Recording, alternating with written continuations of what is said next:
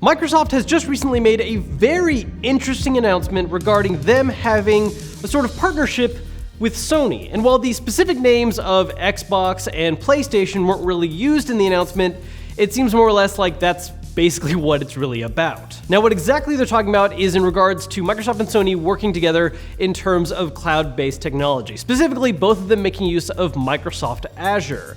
Now, where this comes into play with systems is likely to be the very heavily talked about future that Microsoft has been involved with cloud streaming. Now, this news is really interesting for a couple different reasons. First off, there's of course the obvious long-time rivalry between Xbox and PlayStation when it comes to just, well, old-fashioned console wars, dating all the way back to the original Xbox coming out versus the PS2. But another reason why this is interesting is because Sony hasn't really been talking about streaming services too much lately. Yes, they do have a history of working with it, for instance, with PlayStation Now, allowing people to play some PS3 and PS4 games in stream play, but it hasn't been something they've focused on as far as future discussions for what they're working on. However, obviously, this announcement points to the contrary, that not only is Microsoft still interested in pursuing this future for themselves, but that PlayStation wants a cut of it as well, and it's something they're willing to work together on to try and excel the technology. While cloud-based technology was the focus of the announcement, it was also mentioned they'd be working together on semiconductors and AI technologies as well, which more than likely play into these same services. So, does that mean this is it? It's over? The console war is just gone? No, not at all. At least not anytime soon. Look, this is a very strategic partnership with one specific goal in mind.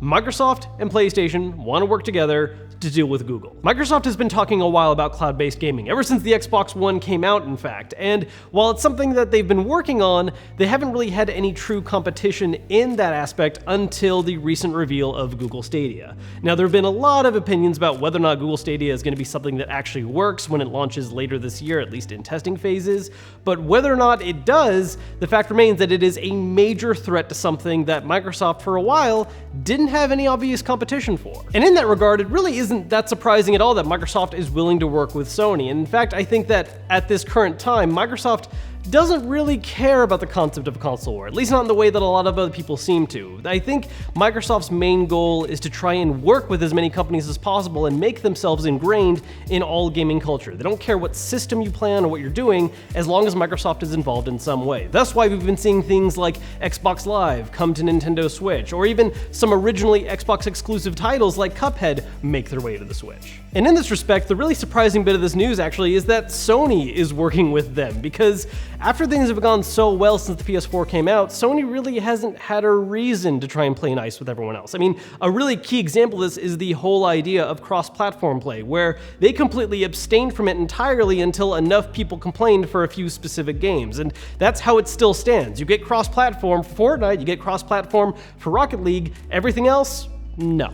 And let's not forget that both these companies have already begun talking up their next generation systems, with PlayStation already dropping some hints about what the PS5 might have power-wise, and Xbox giving even more vague hints about how theirs is going to be even more powerful. So no, the console war is not over, at least not for the next generation, where we're still going to see major consoles from both systems, and both of them are still going to have exclusives and reasons to compete. So what does this actually mean for the future? Well, I think on the Sony side of things, it shows that there is actually a much larger interest in stream play than was previously shown, at least in recent years from Sony. I think that means that for the PS5, we might be seeing a continuation of PlayStation Now, or PlayStation Now taking on some new form. I don't think it's going the same degree as Microsoft is, where we might even see something like a streaming-focused basic Xbox, but I think PlayStation is going to offer some kind of newer version of a PlayStation Now membership that focuses on using that streaming technology. As for Xbox, this is just one more example to throw on the pile of how Microsoft is trying to actively work with more companies instead of actively against them. And so this leads a lot more credence to some of the rumors and theories people have had about how Microsoft plans to work with other companies in the future. For instance, with Nintendo, as we've already said, they have things like offering Xbox Live and having some exclusives go over to the Switch, but I think this also means that we could be seeing stuff like the entire theoretical future where Xbox game streaming could come to the handheld system, which is honestly a best case scenario thing that I really hope ends up happening, because the idea of being able to play something with One X or even future Xbox system graphics on a Nintendo Switch handheld while you're connected to Wi-Fi, that sounds awesome, provided that, it actually streams through cleanly and doesn't break all the time. The fact of the matter is that while this sounds like huge, awesome news right now, it's not going to be something we see any real fruits of until much later down the line. They are working together to develop technology, and whether or not that technology plays a big role in gaming in the near future, we're just going to have to wait and see.